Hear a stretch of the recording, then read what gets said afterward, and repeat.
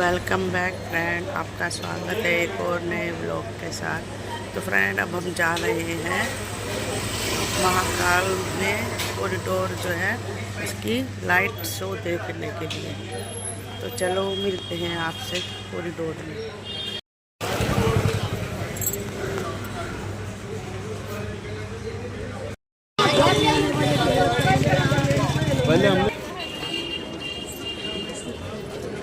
अब तो कम सी भीड़ हो गई है, शाम को। तो सुबह दोपहर तो बहुत भीड़ थी, इस टाइम कम होती है।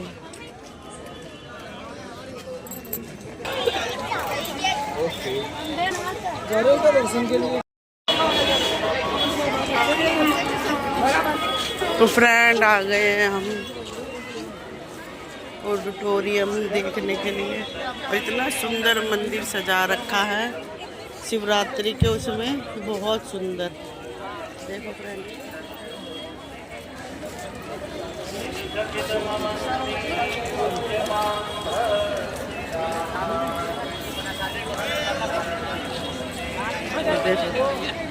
बहुत सुंदर से रहते हैं। देखो दिखाती हूँ।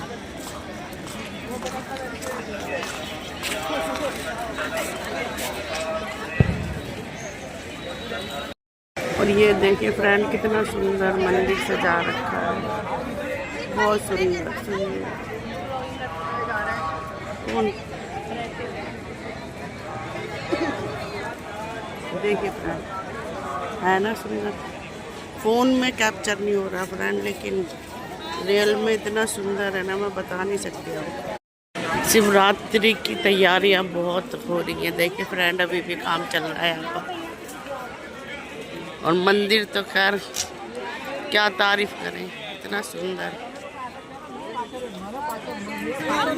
ये देखिए फ्रेंड, भक्तों के लिए धूप से बचने के लिए ये लगाए जा रहे हैं। ये सब शिवरात्रि की तैयारियां हो रही हैं। लोग देखो कितने आराम से बैठे हुए हैं लोग वहाँ। और फ्रेंड, यहाँ पर ठंड बिल्कुल भी नहीं है। जितनी दिल्ली में ठंड है उसके मुकाबले कुछ भी नहीं है। यहाँ पर सब लोग बिना स्वेटर के हैं। और अब हम जा रहे हैं ऑडिटोरियम के अंदर। देखिए सेवन करके पाए जाने पर की जाएगी। भगवान श्री महाकालेश्वर पर पॉलिथीन की थैली से दूध, दही एवं पंचामृत चढ़ाना पूर्णतः वर्जित है, इसलिए कृपया पॉलिथीन का उपयोग करें।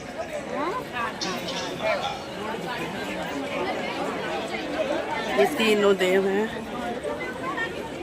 ब्रह्मा, विष्णु और महेश।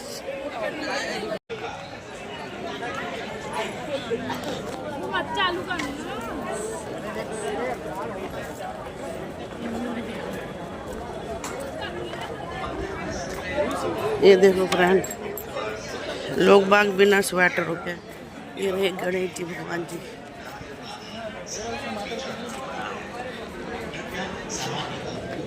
इतना सुंदर है, इतना अद्भुत है कि मैं अपने लफ्ज़ों से कुछ नहीं बता सकती, क्योंकि फ़ोन कैप्चर नहीं कर पा रहा होगा इतना।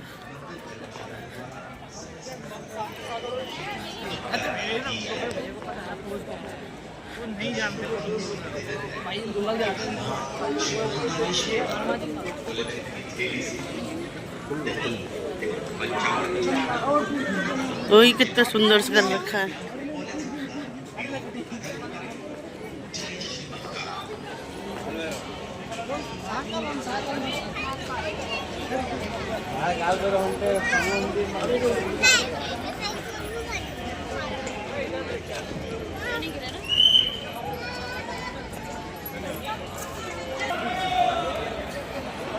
चलो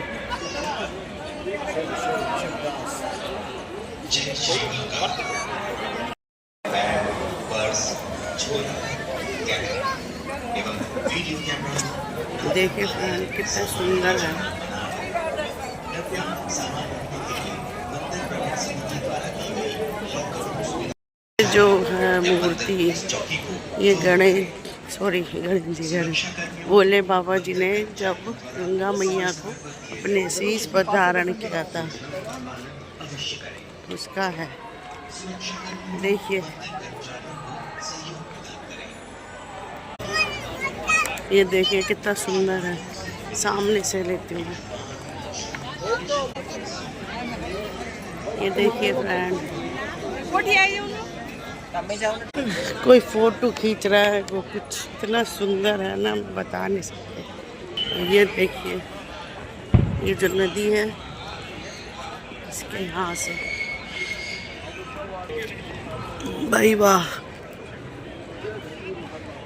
शिवरात्रि की तैयारी बड़ी जोरों से चल रही है, शिवरात्रि की तैयारी। और फ्रेंड देखिए हम इतने अच्छे टाइम पर आए हैं। आज है 11 तारीख और 15 तारीख की है शिवरात्रि। तो हम शिवरात्रि के दिनों में ही यहाँ पर आए हैं। ये देखिए लेज़र लाइट हो रही है, दिख रही है फ्रेंड आपको?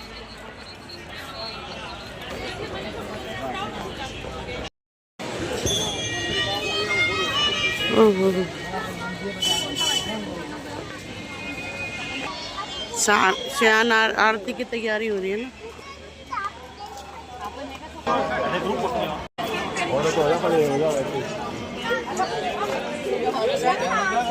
ये जब समुद्र मंथन हुआ था ये उसका है।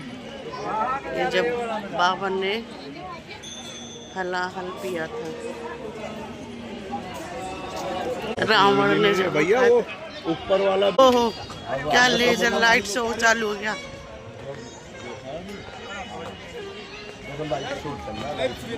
देखो कितनी सुंदर मूर्ति है, बहुत सुंदर कर रखा है। वही वाह,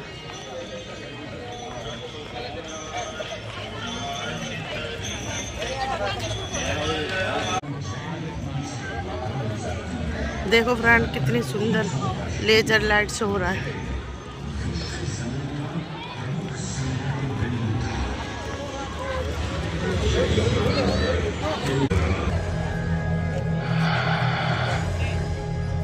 श्वासों को भाव की गंगा से निर्मल कर रखा होगा धरती पर ऐसा चमत्कार।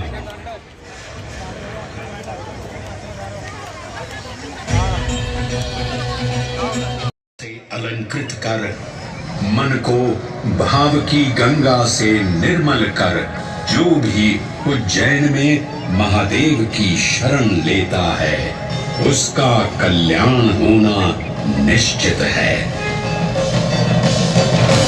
आज सुनी सबने गाथा महाकाल की, दर्शन जिनके दुर्लभ हैं नमन करे जिन्हें काल भी, चरण में जिनके है बसा ये समस्त संसार कभी नहीं देखा होगा धरती पर ऐसा चमत्कार।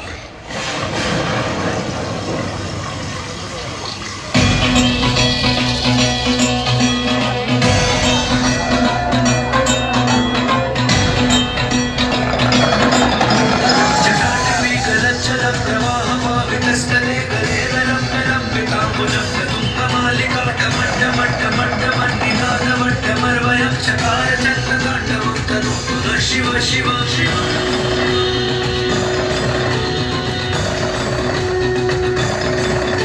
जटाकटाह सभ्रम भ्रमन्निलिप्त निर्झरी विलोल वीचि वल्लरी विराजमान मूर्धनि धगट धगट धगट झलल्ले राजपट्ट भावके किशोर चंद्रशेखरे अति प्रतीक्षणम्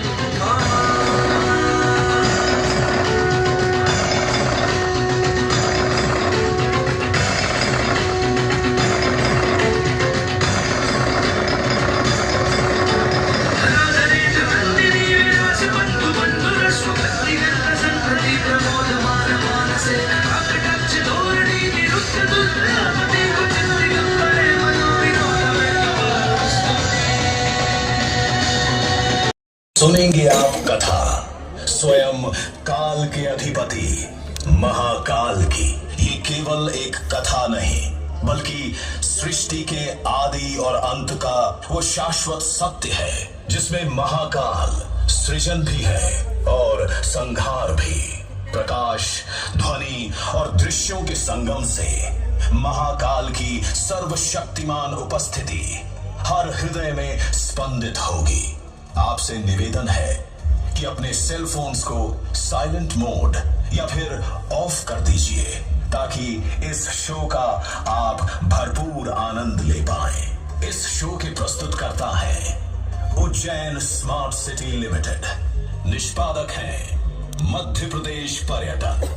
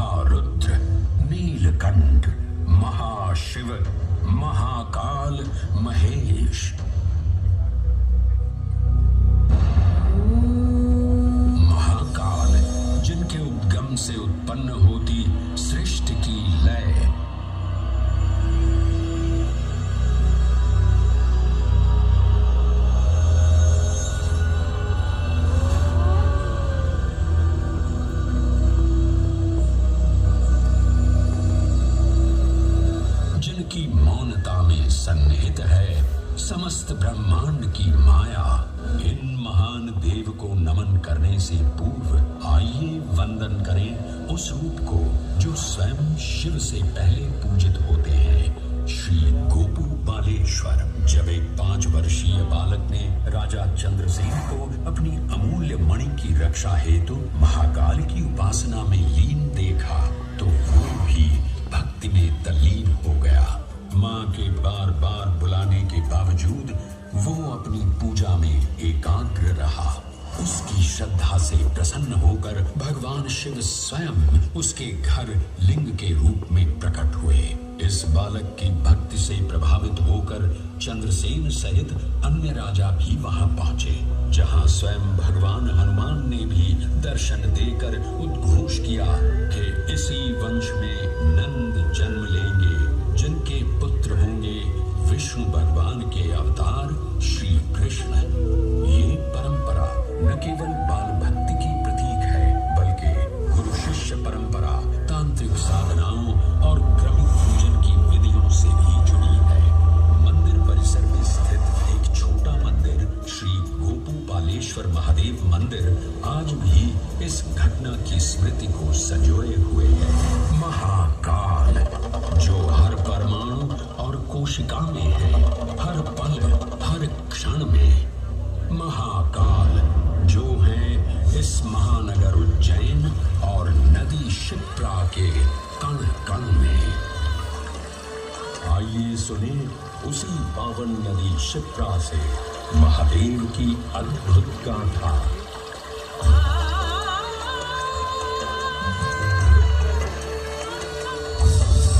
भगवान विष्णु के अवतार वराह हृदय से उत्पन्न मैं पवित्र पावनी शिप्रा। उद्गम तो मेरा श्री हरि के हृदय से हुआ, पर मैं प्रवाहित हो रही हूँ महाकाल के चरणों में।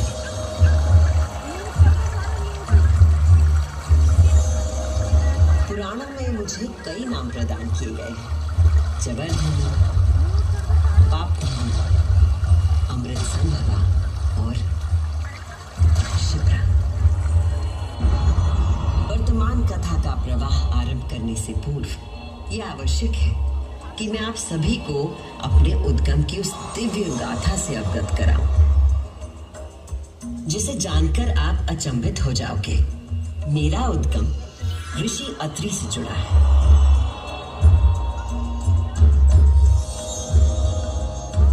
जो सप्त ऋषियों में से एक है। जब ऋषि अत्रि ने उज्जैन में 3000 वर्षों की कठोर तपस्या पूरी की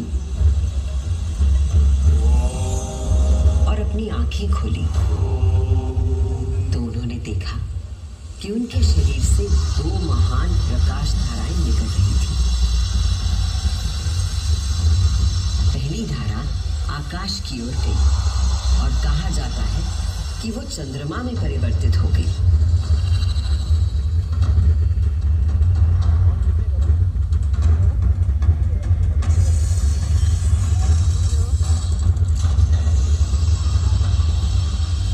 और दूसरी प्रकाश धारा पृथ्वी की ओर गई और उसने मेरा रूप धारण कर लिया। और उस प्राचीन काल से बहती आ रही हूं मैं, इतिहास, आध्यात्मिकता, दिव्यता की कहानियां अपने साथ लेकर। कहानियां महाकाल की, जो विश्व का आदि और अंत है, जीवन का आरंभ और समापन जिनकी इच्छा से होता है, जो इस विश्व की निस्तब्धता और ध्वनि दोनों है।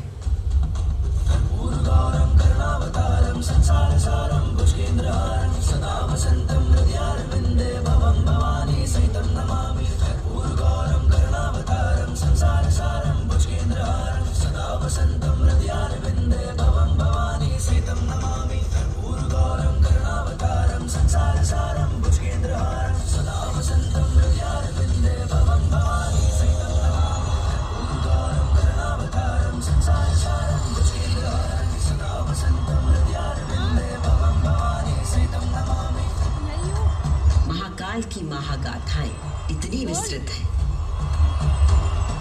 कि वे काल और अंतरिक्ष की सीमाओं को पार कर सकती हैं। और आज मैं आपको इन कथाओं का केवल एक संक्षिप्त अंश प्रस्तुत करूंगी, केवल कुछ चुनिंदा मोती। समस्त सृष्टि महाकाल की अद्वितीय चेतना का संचार है, परंतु जिसके हृदय में स्वयं महाकाल की दिव्य चेतना प्रवाहित होती है, वही है मेरे तट पर स्थित उज्जैनी। स्कंद पुराण में अवंती खंड के अनुसार अवंतिका यानी उज्जैन में सप्त सागर के अस्तित्व के बारे में बताया गया है, जिनमें से एक है रुद्र सागर।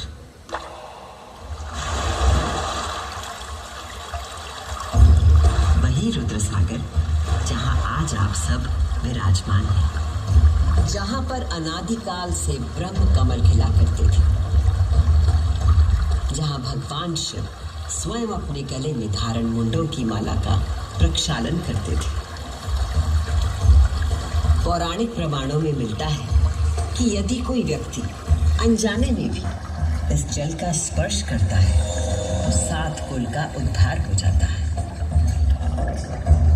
संतजन को मोक्ष और जीव को अकाल मृत्यु से त्राण देने हेतु अवंतिकापुरी में अवतरित देवाधिदेव महाकालेश्वर को मैं कृतज्ञ वंदन अर्पित करती हूँ।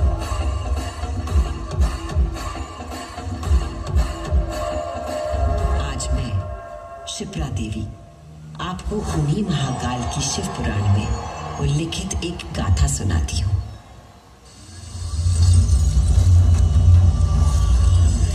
ब्रह्मांड के इतिहास में हमारी आकाश गंगा में भगवान ब्रह्मा और भगवान विष्णु के बीच श्रेष्ठता को लेकर प्रचंड विवाद हुआ।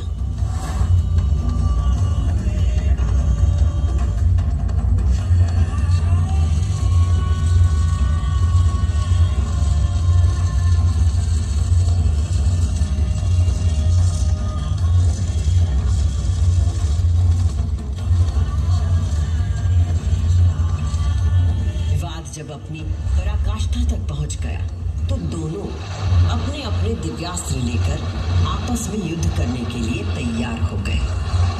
स्वर्ग में हाहाकार मच गया।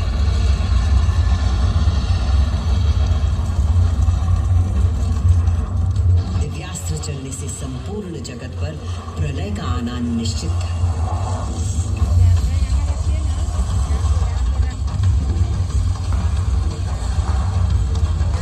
अग्नि ही ज्वालाओं से लिपटा हुआ एक महान अग्नि स्तंभ आकर स्थापित हो गया, जिससे दोनों देवताओं के दिव्यास्त्र स्वयं ही शांत हो गए।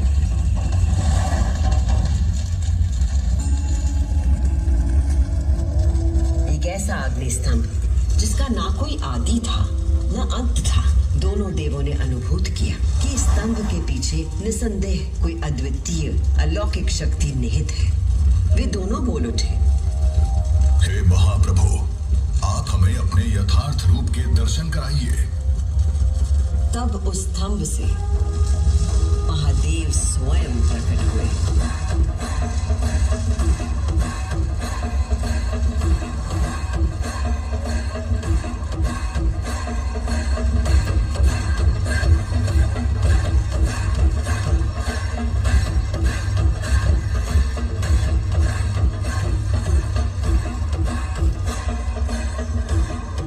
उस दिव्य और विराट रूप के पंच मुख थे और प्रत्येक मुख में 3-3 नेत्र प्रकाशित हो रहे थे। उनके भाल पर चंद्रमा का मुकुट था और मस्तक पर जटा। उनका कंठ नीला था और उनकी 10 भुजाएं थी। उनके अंग समस्त आभूषणों से सजे थे। उनके मस्तक पर भस्म का त्रिपुंड था।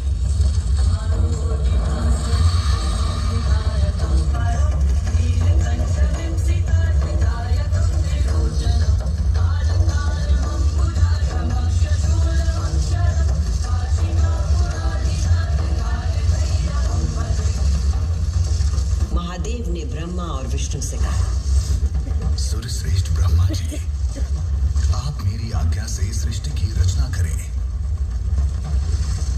और सूर्यश्रेष्ठ विष्णु जी, आप चर अजर जगत का पालन करें। मैं ही सृष्टि का पालन करने वाला और मैं ही सृष्टि का संहार करने वाला हूं।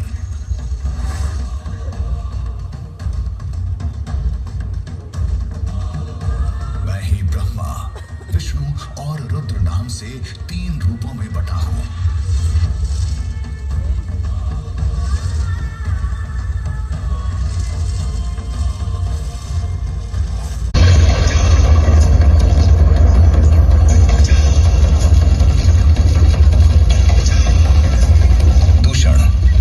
सत्पुरुषों के लिए आश्रयदाता हूं और तुझ जैसे दुष्टों के लिए महाकाल हूं। ये शिव का वो रूप था जो काल के परे था, जो संहार करता भी था और सृजन करता भी। महाकाल के प्रकोप से दूषण का नाश हुआ और उज्जैन में एक बार फिर से शांति स्थापित हो गई।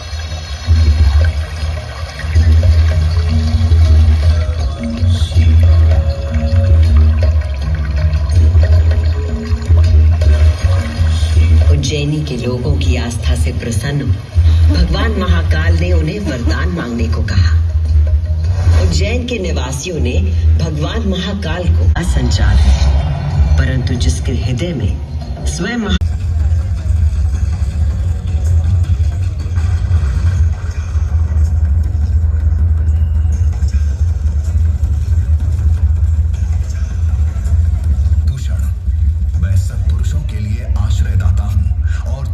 दुष्टों के लिए महाकाल हूं। ये शिव का वो रूप था जो काल के परे था, जो संहार करता भी था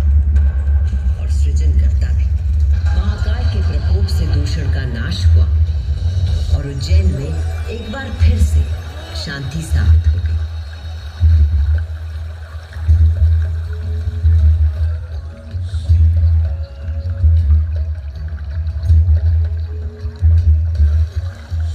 उज्जैनी के लोगों की आस्था से प्रसन्न हो भगवान महाकाल ने उन्हें वरदान मांगने को कहा। उज्जैन के निवासियों ने भगवान महाकाल को उनके भक्तों की रक्षा करने के लिए उसी स्थान पर सदा के लिए विराजमान होने को कहा। तब देवादिदेव उज्जैन में ही विराजमान हो गए और वहां चारों ओर की एक एक कोस भूमि ज्योतिर्लिंग रूपी भगवान शिव का स्थल बन गई। इस अद्भुत घटना के साक्षी बने समस्त देवता, गंधर्व और ऋषि मुनि। उज्जैन का वातावरण दिव्य ध्वनियों और मंत्रों से गूंज उठा।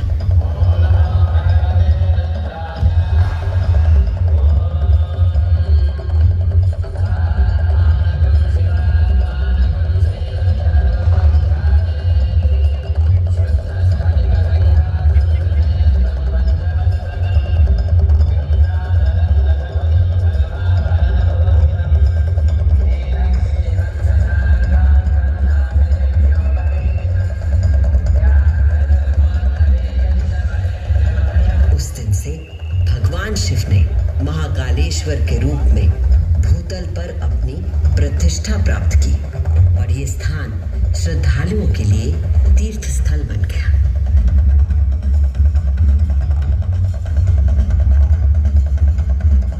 शिव पुराण में 12 ज्योतिर्लिंगों में से एक महाकालेश्वर ज्योतिर्लिंग। यहाँ की भस्म आरती विश्व प्रसिद्ध है।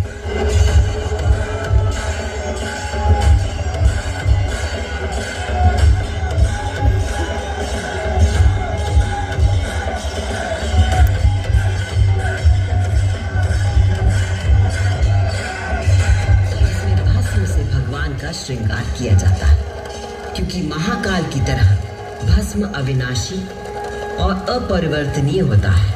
इस आरती की शक्ति और महिमा ऐसी है कि भक्तों के सारे पाप समाप्त हो जाते हैं। केवल इतना ही नहीं, उज्जैन वो नगरी है जहां मानव शरीर पूरे ब्रह्मांड के साथ सामंजस्य स्थापित करता है।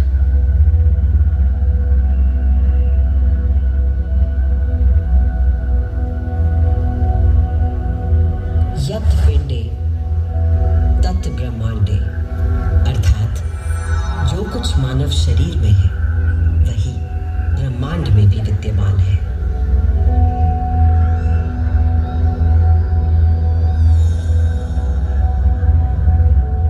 ब्रह्मांड के सृजनकर्ता महाकाल के आशीर्वाद से मैं शिप्रा आपको उज्जैन तथा महाकाल की शक्ति, भक्ति और मुक्ति की गाथाएं सुनाती रहूंगी।